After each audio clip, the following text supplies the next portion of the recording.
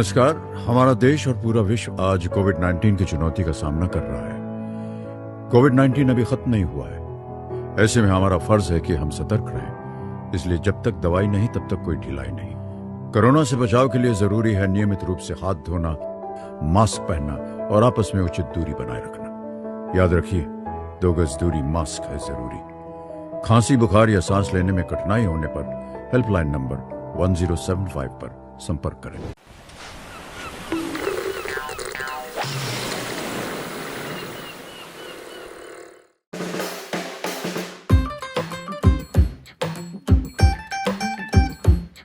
ले आओ पूरा भरकर अपने सवालों का थैला, इस रेनबो के रंगों में ना कोई रहे अकेला।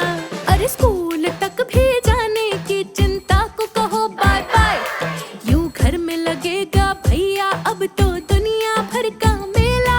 ये सारे अक्षरों का, नंबरों का क्या है झमेला, क्यों पोयम इतनी लंबी, होता क्यों है कड़वा करेला। अपनी कहानी जो जी चाहे वो लिखे, ओ स्कूल टीवी से अब समझे और सीखे। सपनों के बादल में उड़ जाए, नॉलेज के जंगल में खो जाए। सपनों के बादल में उड़ जाए।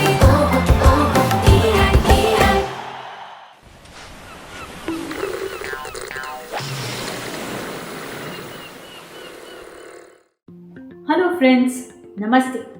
मैं हूँ ऋचा पेनव्हील रोबोटिक्स से और आज मैं बात करने वाली हूँ वेदर पे। वेदर यानी मौसम। दोस्तों, ये एक बहुत ही कॉमन टॉपिक है हमारे रोजमर्रा की बातचीत का। हम कहते हैं भाई कितनी ठंड है, या फिर आज तो बहुत गर्मी है, या फिर ओ आज का वेदर तो बहुत अच्छा है। ये अच्छा प्लेजेंट वेदर क्या है? ये ऐसा वेदर है जिसमें हमें फैन या जैकेट की जरूरत नहीं पड़ती। अब अलग अलग लोगों के लिए, जैसे कुछ लोग होते हैं उनको ठंड पसंद है, कुछ लोग होते हैं जिनको गर्मी पसंद है। ऐसे लोगों के लिए प्लेजेंट टेम्परेचर अलग होता है। तो सभी के लिए प्लेजेंट टेम्परेचर उनका खुद का अलग तरीके का होता है। आज का हमारा स्टेम एक्टिविटी प्रोजेक्ट टॉपिक है वेदर इंस्ट्रूमेंट्स पे। दोस्तों, वेदर इंस्ट्रूमेंट्स ऐसे डिवाइसेस होते हैं जो हमें वेदर के अलग अलग पैरामीटर्स जैसे रेन, विंड, उनकी मेजरमेंट करने में हमारी मदद करते हैं। क्या आप जानते हैं जो व्यक्ति मेजर करते हैं वेदर के पैरामीटर्स को, उनको क्या बोलते हैं? वेदर की स्टडी करने वाले को बोलते हैं मेट्रोलॉजिस्ट। और मेट्रोलॉजिस्ट बहुत से इंस्ट्रूमेंट्स जैसे barometer, thermometer, windsock, anemometer, wind vane, ऐसे बहुत से इंस्ट्रूमेंट्स यूज करते हैं हमें वेदर बताने के लिए। हमारा आज का स्टेम एक्टिविटी का प्रोजेक्ट है एनेमोमीटर और विंड वेन। ये 2 ऐसे इंस्ट्रूमेंट्स हैं जो हमें हवा की स्पीड और डायरेक्शन जानने में हमारी मदद करते हैं। ये क्योंकि क्राफ्ट बेस्ड एक्टिविटी है, इसलिए इनकी रीडिंग्स इतनी एक्यूरेट नहीं होंगी, पर ये हमें मदद करते हैं जानने के लिए कि जो एक्चुअल एनेमोमीटर या एक्चुअल विंड वेन होता है ये काम कैसे करता है। तो चलिए हम खुद से बनाकर जानते हैं कि ये काम कैसे करता है। वेदर इंस्ट्रूमेंट्स, एनेमोमीटर और विंड वेन बनाने के लिए हमें चाहिए एक कार्डबोर्ड शीट, एक छोटा मोती, पिन, 3 स्क्यूअर स्टिक, 2 स्ट्रॉज, एक नई रबर एंड वाली pencil, permanent glue, pencil, scale, एक thick paper, 4 paper cups, cello tape, paper cutting knife, stapler और कंपास। पहले एक कार्ड पेपर पे हम ड्रॉ कर लेंगे एक एरो और उसका बेस। आप फ्री हैंड कर सकते हैं या फिर स्केल का भी इस्तेमाल कर सकते हैं।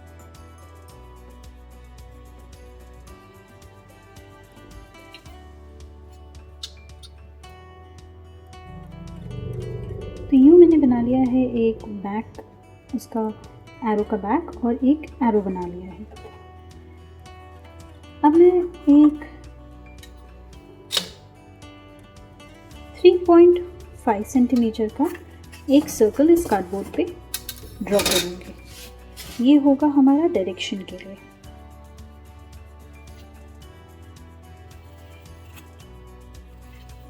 अब हम इसे काट लेंगे।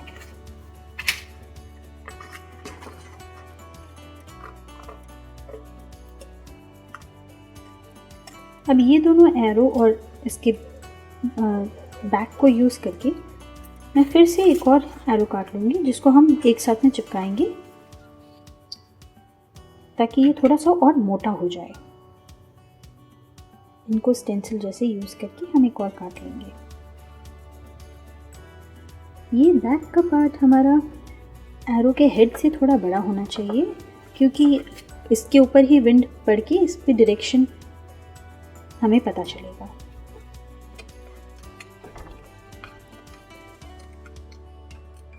हम ये दोनों एरो हेड्स को जोड़ देंगे, चिपका देंगे इधर, और इसी तरीके से ये दो बैक पीसेस को भी हम चिपका देंगे आपस में।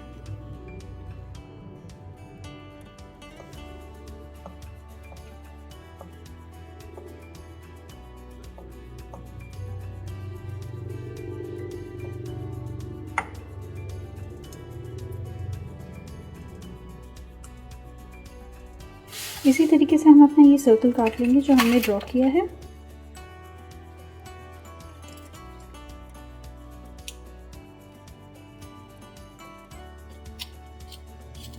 तो अब हमें मिल गया है ये सर्कल और ये एरो हेड और ये उसका बैक। इसे हम रख लेंगे साइड में। और अब एक स्ट्रॉ लेंगे और इस स्ट्रॉ को हम ऐसे बीच में से प्रेस कर देंगे। यूँ करने पे हमें ये जो क्रीज मिलेंगी साइड में, अब हम उधर 1 सेंटीमीटर तक कट करेंगे। पहले हम मार्क कर लेंगे 1 सेंटीमीटर,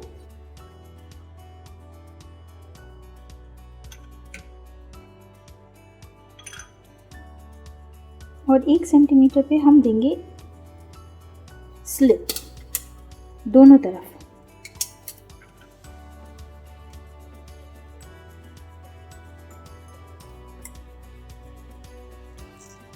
यूँ हम जो क्रीज बनाई थी उसको रेफरेंस यूज़ करके हम 1 सेंटीमीटर के दोनों तरफ स्लिट्स काट लेंगे।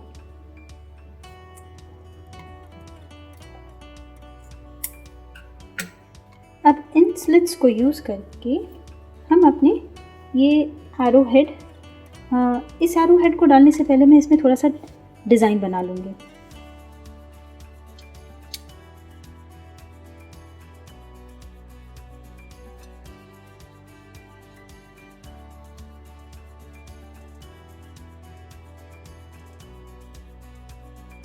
ऐसे ही मैं दूसरी तरफ भी बना लूँगी।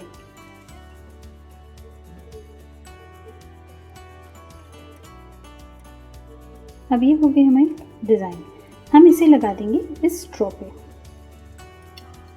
ये स्लिट्स को यूज़ करके हम इसके अंदर यूँ इसे लगाएंगे और यहाँ पे हम कर देंगे सेलो टेप। इसी तरीके से हम इस जगह पे अपने एरो को लगाएंगे। याद रखिएगा इसके पॉइंट से आप मैच करके इसे लगाइएगा। और अब हम इसे कर देंगे सेलो टेप।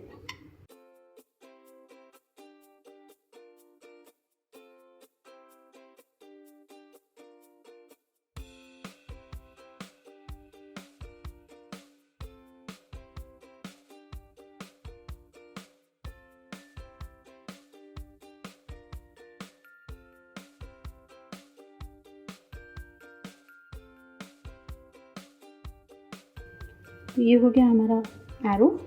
अब हम इस एरो को बैलेंस करने के लिए ये दूसरा स्ट्रॉ लगाएंगे इसके सेंटर पे, ताकि ये टी बना दे।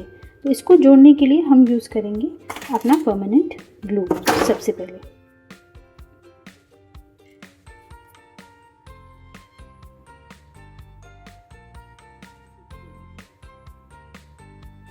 अब हम सेलो टेप से इसको सिक्योर कर देंगे।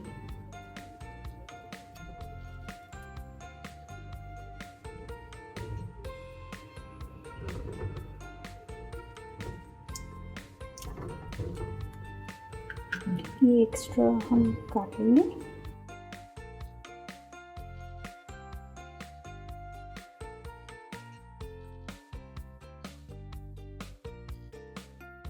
अब इस सर्कल पे हम कुछ डिज़ाइन बना देंगे ईस्ट वेस्ट नॉर्थ साउथ के लिए। मैंने बना लिए हैं यूँ एक डिज़ाइन। अब इस डिज़ाइन को हम एक स्क्यूअर स्टिक पे इसके ये पॉइंट वाले पार्ट से हम इसके अंदर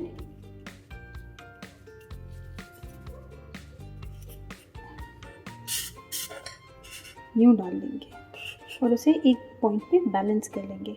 यहाँ पे हम इसे कर देंगे ग्लू। पहले हम इसे चेक करेंगे कि कितना दूर आ रहा है। इस पॉइंट पे हम डालेंगे अपना ये टी जंक्शन विंड वेन का और इसे थोड़ा सा नीचे करके यहाँ पे ग्लू कर देंगे।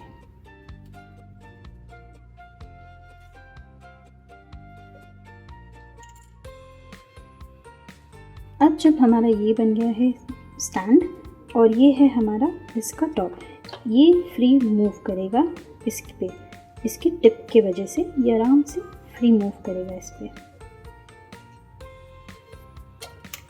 अब हम एक क्ले की मदद से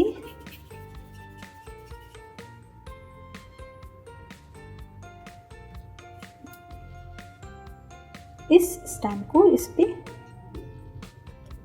बैलेंस कर देंगे और उसके ऊपर हम लगा देंगे अपना ये विंड वेन।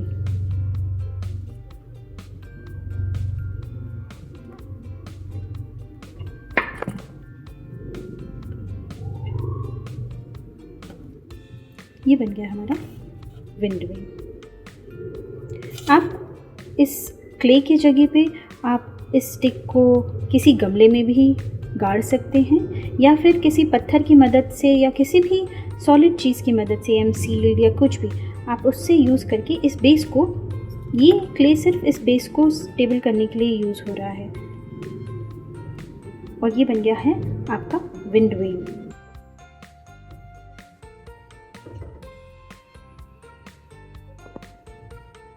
एनीमोमीटर बनाने के लिए हम सबसे पहले एक कार्डबोर्ड पे हम मार्क करेंगे 34 बाय 6 सेंटीमीटर की एक स्ट्रिप। यहाँ पे मैंने 6 सेंटीमीटर मार्क कर दिया है और फिर एक 34 सेंटीमीटर की हम लाइन एक स्ट्रिप बना लेंगे 34 सेंटीमीटर बाय 6 सेंटीमीटर और फिर पेपर कटर की मदद से, नाइफ्स की मदद से हम इसे काट लेंगे।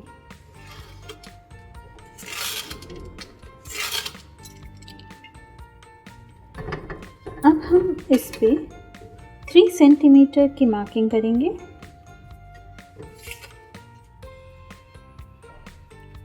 और इसके बीच में एक 3 सेंटीमीटर की लाइन खींच देंगे क्योंकि हमें इसको हाफ करना है। अभी हमें 2 स्ट्रिप चाहिए 3 सेंटीमीटर बाय 34 सेंटीमीटर की। तब ये मैंने मार्क कर लिया है। अब मैं इसे स्केल की मदद से काट लूँगी।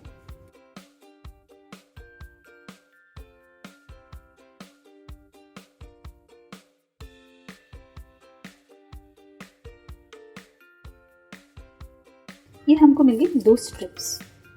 अब हम इसका सेंटर मार्क करेंगे ये स्ट्रिप्स की।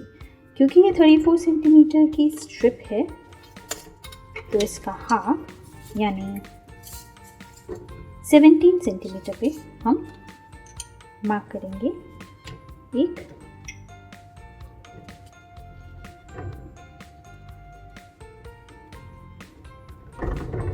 डॉट और हम इसका सेंटर ले लेंगे।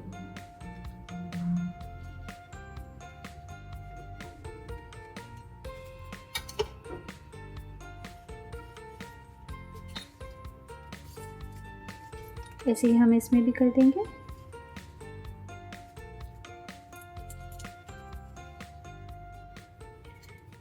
ऐसे ही हम इन दोनों के बीच का सेंटर मतलब 1.5, ये 3 सेंटीमीटर का थिकनेस है, हम 1.5 सेंटीमीटर पे इस ये जो हमने नई लाइन बनाई है हाफ पे, इस पे हम मार्क कर लेंगे। छोटा सा ही मार्क चाहिए ताकि हम दोनों ही स्ट्रिप्स को हमें जॉइन करना है और हमें चाहिए कि हम उसे सेंटर पे जॉइन करें। बस इतनी सी मार्किंग काफ़ी है।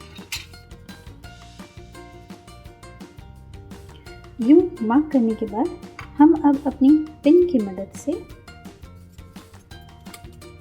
इसके सेंटर पे एक छेद करेंगे यूँ, और इसके भी सेंटर पे हम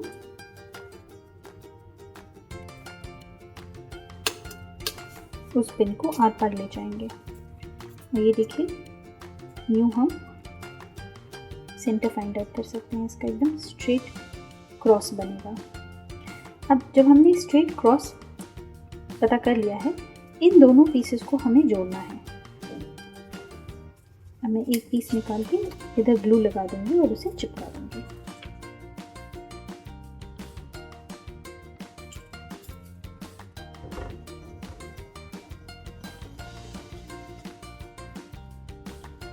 थोड़ी देर से पकड़ के रखेंगे और ये सूख जाएगा थोड़ी देर में। अब ज़्यादातर क्या होता है कि ये जो कार्डबोर्ड होता है ये बहुत ही ज़्यादा कभी कभी है ना, ये साइड से ऐसे बैंड हो जाता है। इस चीज़ को रोकने के लिए अगर जब हम बना लेंगे उसके बाद ये अगर मुड़ता है तो ये यहाँ से टूट जाएगा। तो इस चीज़ को स्टेबल रखने के लिए, ताकि ये स्ट्रेट रहे, हम 2 स्क्यूअर स्टिक यूज़ करेंगे। और इसकी कार्डबोर्ड में अगर आप देखेंगे यहाँ पे कार्डबोर्ड का इस तरीके से जो कोरुगेटेड पार्ट होता है उसके अंदर से ये वाले पार्ट में हम एक तरफ इसे डालेंगे। अब आपको दिख रहा है कि पिन यहाँ है, तो अगर मैं इसे थोड़ा सा साइड में रखूँ तो ये सेंटर पे पिन पे लड़ेगा नहीं, और ये स्लोली मैं इसके अंदर यूँ डाल दूँगी। तो अब ये हो जाएगा स्टिफ, ये अब मुड़ेगा नहीं। इसी तरीके से मैं इस वाली स्ट्रिप पे एक स्क्यूअर डाल दूंगी। ध्यान रखिएगा सेंटर की तरफ ना करके इसे थोड़ा सा साइड में रखिए, पर एकदम एंड पे भी मत रखिएगा।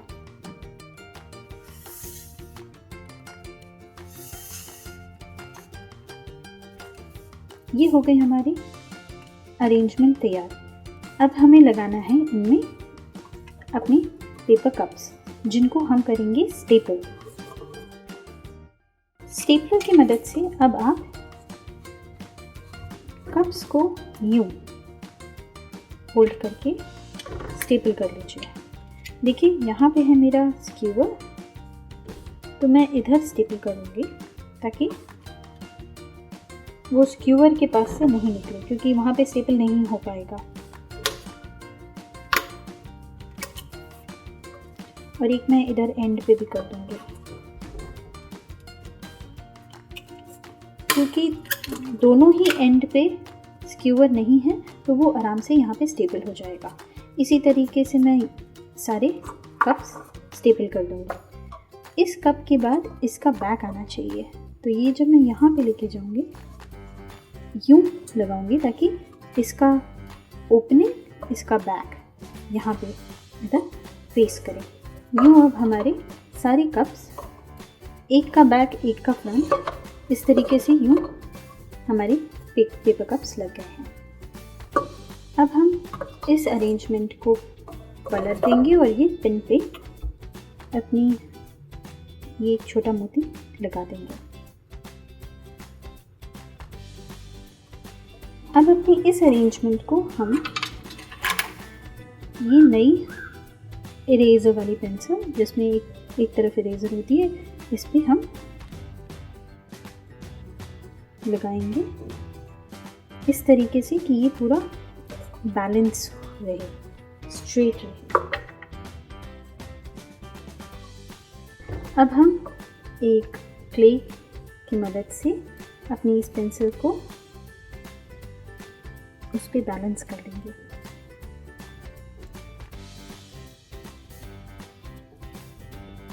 ये हो गया हमारा एनीमोमीटर तैयार।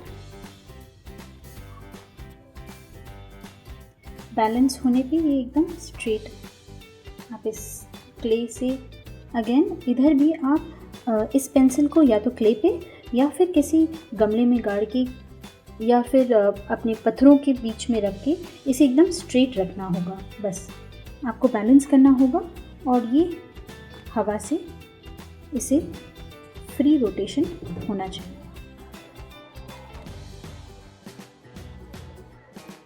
30 second timer. 1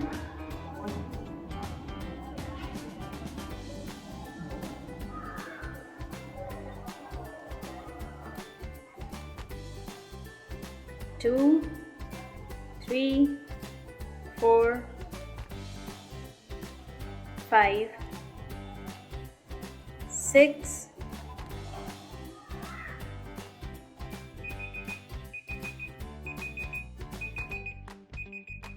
6 spins in 30 seconds। चलिए जानते हैं कि हमारा विंड वेन इंस्ट्रूमेंट काम कैसे करता है।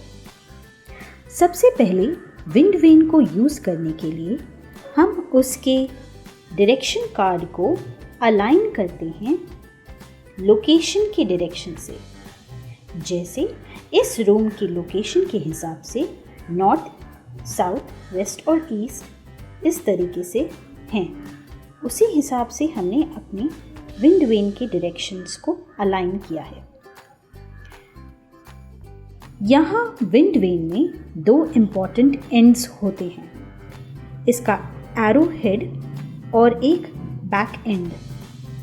जो ये फ्लैट बैक एंड है वो जब भी हवा के कांटेक्ट में आता है वो इस एरो को स्पिन कराता है इस पिवोट से, और इसका एरो हेड डायरेक्शन पॉइंट करता है जिस डायरेक्शन से हवा आ रही है। जैसे इस वक्त इस रूम में साउथ ईस्ट डायरेक्शन से विंड आ रही है। एरो हेड हमेशा उस डायरेक्शन को पॉइंट करता है जहां से हवा आ रही है। एनीमोमीटर्स ये ऐसे डिवाइस होते हैं जो हमें विंड की स्पीड जानने में मदद करते हैं। हम अपने इस प्रोजेक्ट में, जिसमें हमारे पास पेपर कप्स हैं, उसमें हम एक पेपर कप के बैक पे इस तरीके से मार्किंग कर देंगे ताकि हम इसके रेफरेंस से काउंट कर पाएँ कि कितनी रोटेशंस हो रही हैं। एक स्टॉप वॉच की मदद से हम कैलकुलेट कर सकते हैं कि जैसे मैंने सेट कर रखी है 30 सेकेंड्स की स्टॉप वॉच। आप 30 सेकेंड्स में कैलकुलेट कर सकते हैं कि ये कितनी रोटेशंस ले रहा है और उसके बेसिस पे आप पता कर सकते हैं कि विंड की स्पीड क्या है। एक्चुअल एनीमोमीटर्स इलेक्ट्रॉनिक होते हैं। उसमें ये पेंसिल की जगह एक एक्सल होता है जो एक मोटर से अटैच्ड होता है, और ये रोटेशन की वजह से एक्सल में रोटेशन होता है और मोटर हमें एक इलेक्ट्रॉनिक रीडिंग देता है जो बताता है कि स्पीड विंड की कितनी है।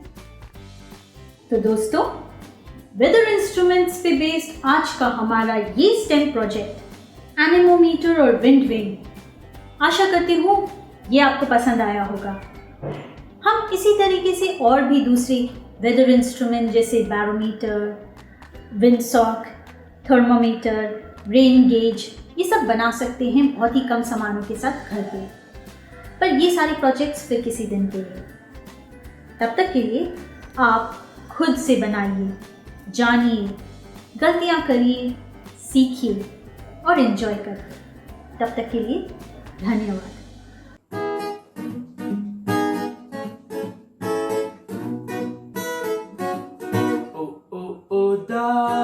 जर जाना मैं लाया एक नजराना, उदाना जर जाना तुम्हें एक बात बतलाना। हौल से धीरे से मेरी बाहों में आ दो, हल्के से छुपके से एक नई धुन सुना दो। बा बा बा बा बा बा बा बा बा बा दाना जान जाना मैं हो गया तेरा दीवाना। ओ दाना पास आना एक बार तू मुस्कुराना। हौल से धीरे से मेरी बाहों में आ दो, हल्के से छुपके से एक नई धुन सुना दो। Ba ba ba ba ba ba ba ba ba ba ba ba ba ba ba ba। तेरी वो खुशी मुझे लगती सबसे हंसी, तेरी वो अदा लगे जैसे एक जादू नया। तेरी वो खुशी मुझे लगती सबसे हंसी, तेरी वो अदा लगे जैसे एक जादू नया। तेरी खुशबू मुझ कर दे बेकाबू, तुझसे है मेरी सारी जिंदगानी।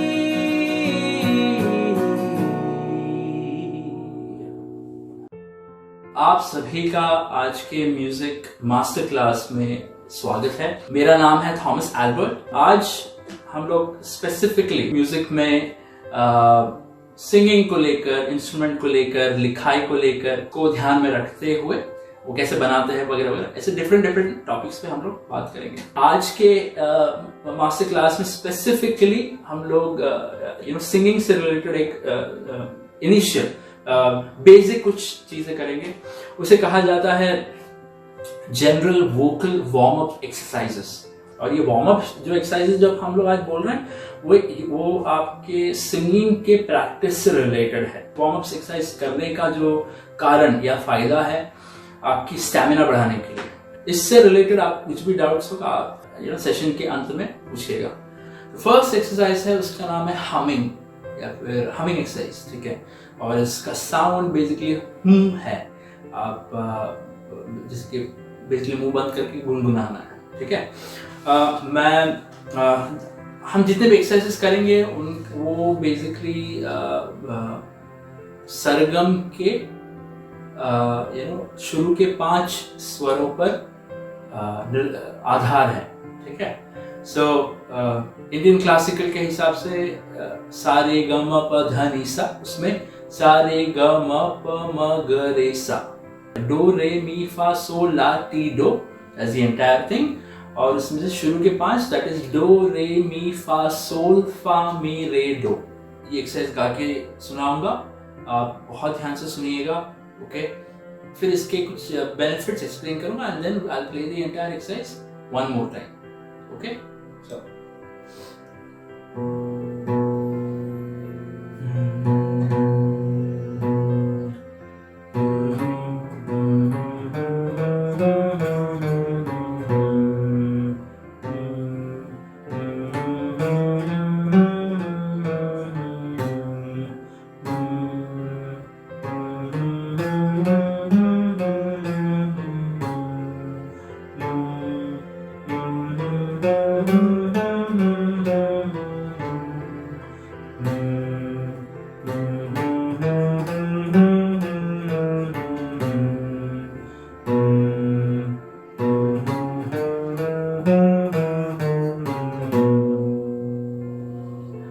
जैसे कि आपने देखा, मैं एक नोट से शुरू किया, ऊपर तक गया और मैं वापस नीचे आया। ओके, सो नोट्स के डिटेल्स में अभी मैं नहीं जाऊंगा, मैं बेसिक सिर्फ एक्सरसाइज आपको एक्सप्लेन कर देता हूँ।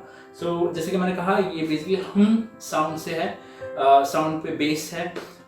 इसमें ये करने का मेन कारण ये है बिकॉज क्योंकि आपका मुंह बंद है, आपके जबड़े को खोल नहीं रहे हो या रिलैक्स नहीं कर रहे हो, तो बेसिकली जो एक सारे पूरा जो कंफर्ट जो है गाने को लेकर वो बहुत लिमिटेड हो जाता है, बहुत सीमित हो जाता है। वो सीमा को तोड़ना है, उसे लांघना, ठीक है, वो हम सीख रहे हैं। और वो करने से क्या हो रहा है, आपकी जो बुलंदी है वो धीरे धीरे बढ़ेगा। ओके, साथ में क्योंकि है तो आप बहुत ज़्यादा ज़ोर से नहीं गा सकते, तो आपको बहुत फोकस करना पड़ता है स्टेबिलिटी पर लेकर, स्टेबिलिटी एज इन नोट की जो स्टेबिलिटी है उस पर थोड़ा ज़्यादा फोकस करना पड़ता है। मैं फिर से एक और बार एक्सरसाइज करूँगा, पर सिर्फ शुरू के 2 से 3 स्केल्स या फिर 2 से 3 नोट्स या उनके सीक्वेंसेस मैं गाऊंगा, बाकी मैं सिर्फ बजाऊंगा। आप जब सुन रहे होंगे आप उसके साथ गा के देखिए। ओके, चलो 1 2 3 4। सो पहले सुर लगाए,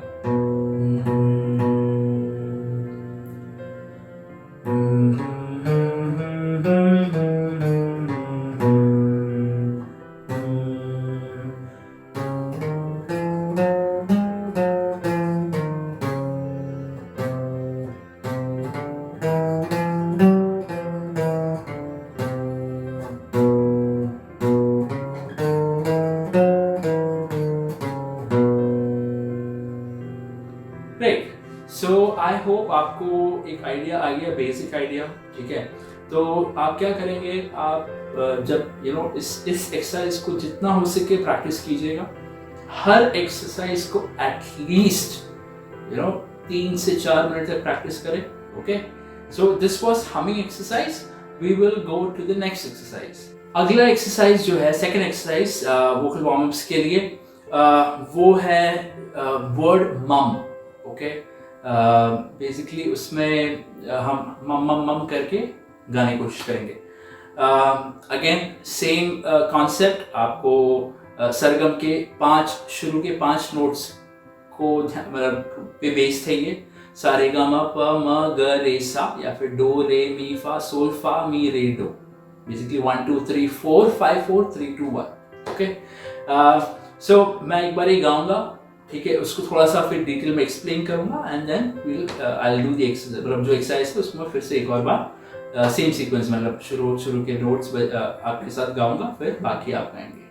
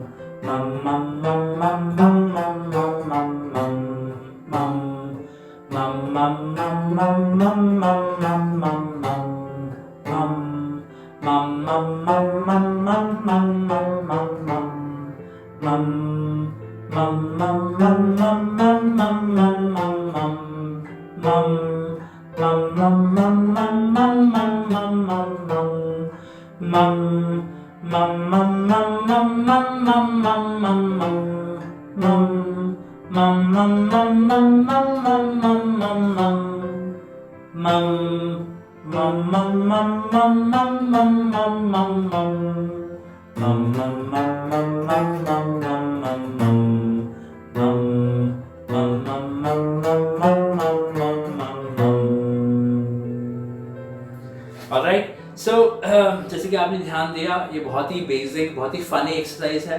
तो ये एक्सरसाइज करते वक्त आपको सबसे एक बहुत ही इंटरेस्टिंग एहसास होगा आपकी नाक और उसके इर्द गिर्द के हिस्से में एक गुदगुदी वाला एक सेंसेशन, एक एहसास आएगा। वो इसलिए बिकॉज आप जब मम मम कर रहे हैं तो आप क्योंकि आप आपके होठों बेसिकली आपने अपने मुंह को सील कर एकदम बंद कर रहे हैं, राइट। तो जो वाइब्रेशन क्रिएट हो रहा है वो आपके नेजल मसल्स के आसपास आपको वो क्या बोलते हैं, वो मसल्स को बेसिकली एक्सेस कर रहा है। ये मम वाला जो टेक्निक है, मतलब वो उससे जो साउंड क्रिएट होता है बेसिकली नेजल मसल्स को ध्यान में रखते हुए, तो मैं हल्का सा नाक से गा रहा हूँ, हल्का सा, ठीक है, वो जिसके वजह से एक बहुत ही सोल या फिर R&B स्टाइल का एक साउंड प्रोड्यूस हो रहा है, ठीक है। हम वो एक्सरसाइज फिर से करेंगे। मैं शुरू के 2-3 नोट्स के सीक्वेंस में आपके साथ गाऊंगा, बाकी पूरा एक्सरसाइज 0 से लेट्स से 10 गया, वापस 0 पे आया, फिर हम -2 पे जाके वापस 0 पे आ रहे हैं। मम मम मम मम मम मम मम मम मम मम मम मम मम मम मम मम मम मम मम।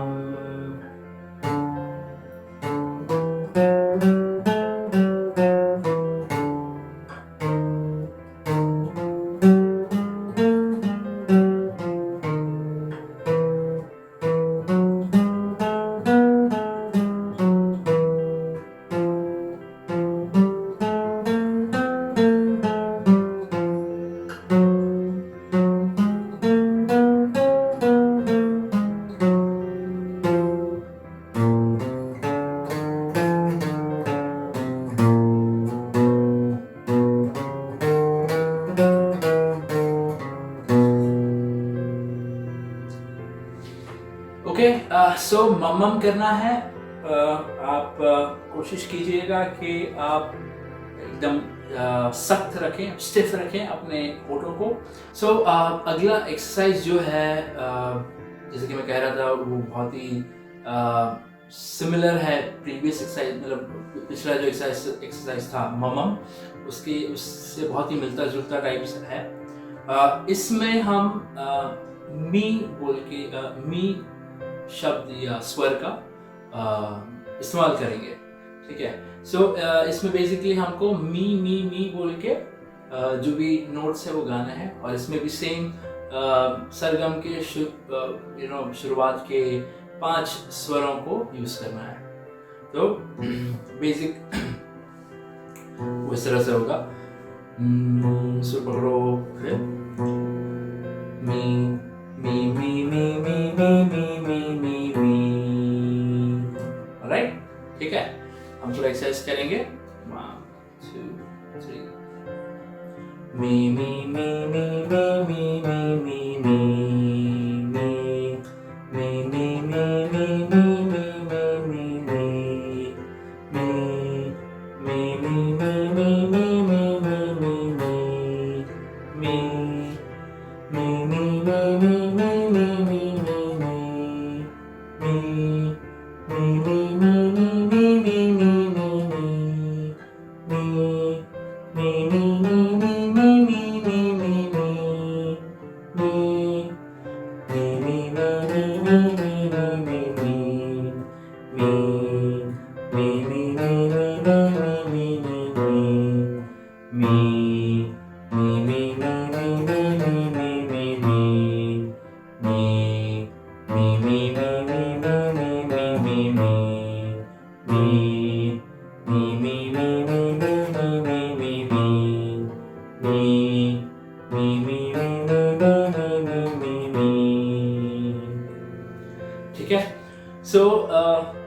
मी साउंड है वही यूज करना है। अगर आपने ध्यान दिया हो तो ये बहुत ही अगेन पिछले एक्सरसाइज के जैसे और उससे थोड़ा सा और ज़्यादा नेजल साउंड कर रहा है, थोड़ा सा नाक से आवाज़ आ रहा हो वैसे साउंड करेगा।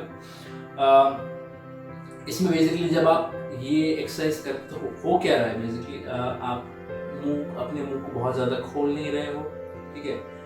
बेसिकली आपको मी एक्चुअल या फिर सही तरीके, और भी सही तरीका ये होगा कि अगर आप हल्का सा मुस्कुराएं, ठीक है, मुस्कुरा के मी मी मी मी मी मी मी मी मी, तो ये हो रहा है। तभी आपका जो नोट है, आप जो भी गा रहे हो, वो नाक के हिस्से पर फोकस होगा, ठीक है। तो उस और ये जो आपके गले के जो मसल्स है, स्पेशली बाहर के साइड पे, वो ऐसा हल्के से खींचने शुरू हो जाएंगे, ठीक है। वो इसलिए हो रहा है क्योंकि आप मुंह को ज़्यादा नहीं खोल रहे हो और आप नोट को जितना हो सके उतना ज़्यादा बुलंदी के साथ गाने की कोशिश कर रहे हो। ठीक है, बहुत नॉर्मल चीज़ है।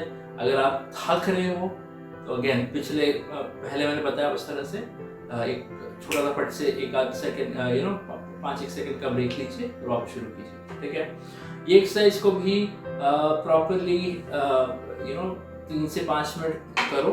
ओके, अब आपके मैं ये पूरा एक्सरसाइज एक बार फिर से बजाऊंगा, बट शुरुआत में 2 से 3 नोट्स की सीक्वेंस मैं आपके साथ लगाऊंगा। ओके, 1 2 3 4।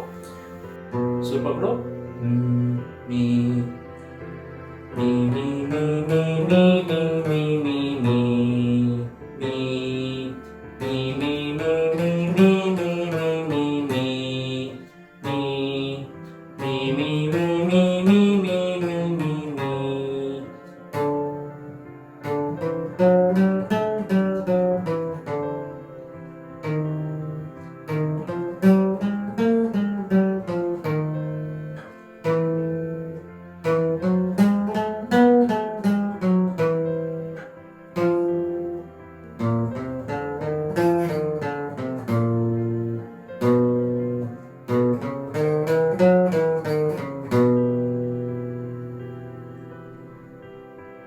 ठीक है। सो ये था मी एक्सरसाइज। अगला एक्सरसाइज जो है बहुत ही इंटरेस्टिंग है। इससे आपका लफ्ज़ों के साथ जो कोऑर्डिनेशन है वो और बेहतर हो जाएगा। ओके, सो आई होप आपको आप अच्छे से प्रैक्टिस कर रहे हो। मतलब आपको जितने भी एक्सरसाइज अभी तक जो भी बताया एकदम क्लियरली समझ में आया। कुछ ना समझ में आया हो तो आप वीडियो के अंत पे आपको इंस्ट्रक्शंस दिए जाएंगे, जिस तरह से भी आप रीच आउट करना हो, ईमेल हो, कमेंट हो, व्हाटएवर, आपको इंस्ट्रक्शंस दिए जाएंगे। आप उस हिसाब से रीच आउट कीजिएगा, लिखिएगा मुझे। I will be more than happy to help you out. Okay, so अगला एक्सरसाइज, ये जो एक्सरसाइज है इसमें जैसे कि मैंने कहा कि आपके लफ्ज़ों का जो कोऑर्डिनेशन है उसको थोड़ा सा और प्रिसाइज करने के लिए और भी थोड़ा फाइन ट्यून करने के लिए और बेहतर बनाने के लिए मददगार रहेगा। तो अभी तक जितना भी हमने एक्सरसाइज किया वो सब नोट के स्टेबिलिटी को, नोट्स के डगमगाए ना, या फिर सांस को जितना हो सके कंफर्टेबली सांस लेते हुए गाना, ये सब सीखा हमने। इन सब के साथ साथ आज इस एक्सरसाइज में हम लोग शब्दों के कोऑर्डिनेशन के साथ काम करेंगे। तो इसमें कुछ वर्ड्स हैं जो मैं आपको स्पेसिफिकली आपको गाने होंगे। ठीक है, मैं आपको पर्सनली रेकमेंड करूँगा कि आपके जब ये प्रैक्टिस कर रहे हो तो एक किताब लीजिए, किताब में अपने हिसाब से लिख लीजिए और उसके साथ गाने की कोशिश कीजिए। ओके, जो वर्ड्स हैं मैं आराम से बोलता हूँ, आप प्लीज लिख लीजिए। मॉमी मेड मी मैश माई M&Ms। टंग ट्विस्टर एक्सरसाइज भी कह सकते हैं एक तरह से। Mommy made me mash my M&Ms. Mommy made me mash my M&Ms. Mommy made me mash my M&Ms.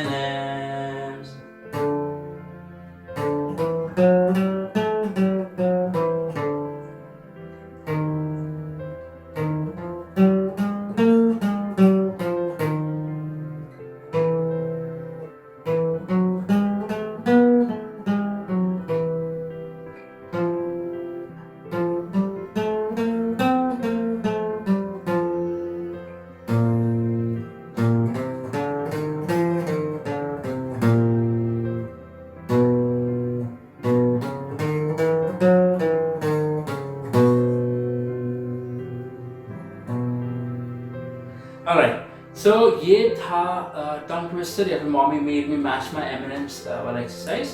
ठीक है, आई होप आपको आप ये बहुत आसानी से कर पाएंगे। कंफ्यूजन हो रहा है या फिर नोट बहुत ऊंचा पड़ रहा है, सो ऐसा कुछ भी होता है तो घबराइएगा नहीं, निराश मत होइए। सिर्फ अच्छे से शिद्दत के साथ प्रैक्टिस कीजिए। प्रैक्टिस करेंगे, प्रैक्टिस करने से ही आप ग्रो हो पाएंगे। दिल खोल के प्रैक्टिस कीजिए, ठीक है।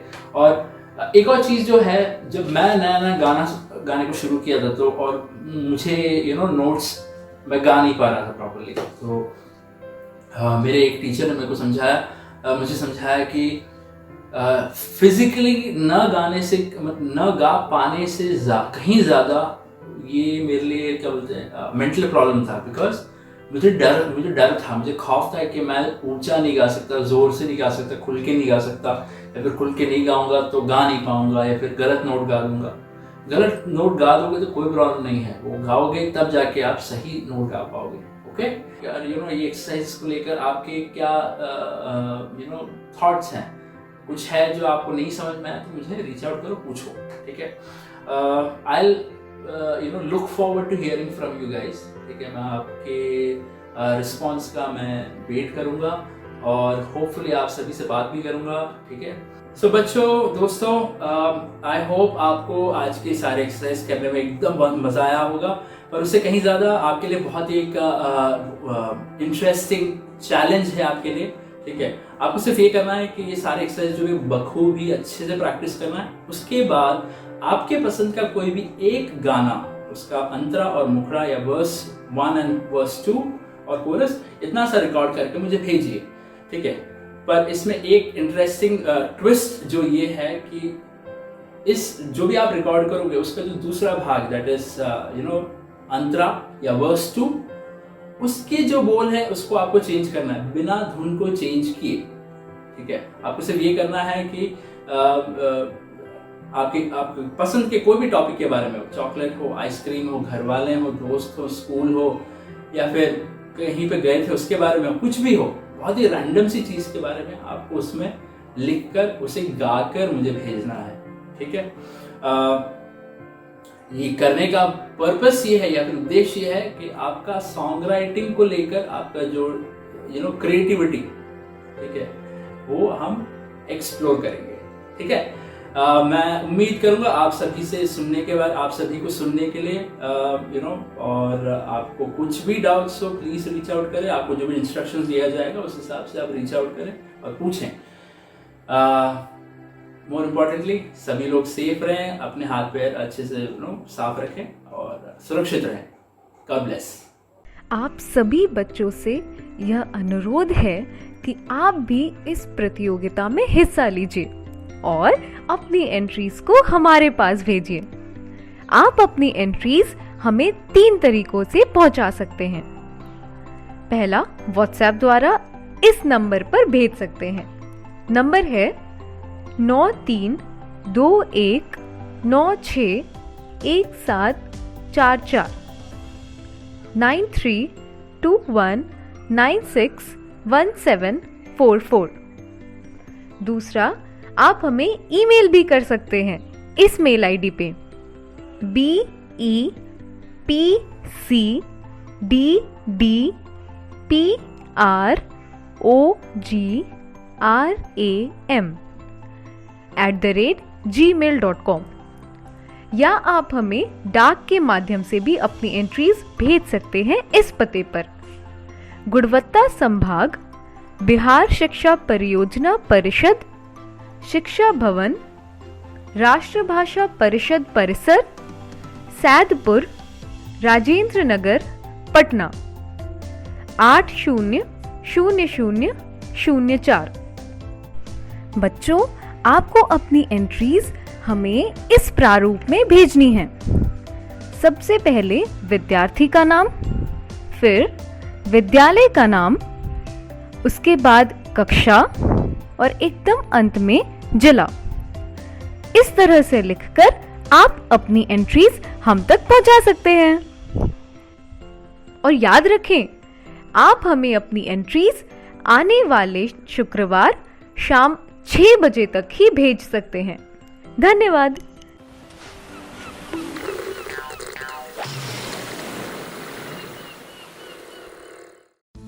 कोरोना वायरस का खतरा होगा कम जब हाथों को बार बार धोएंगे हम।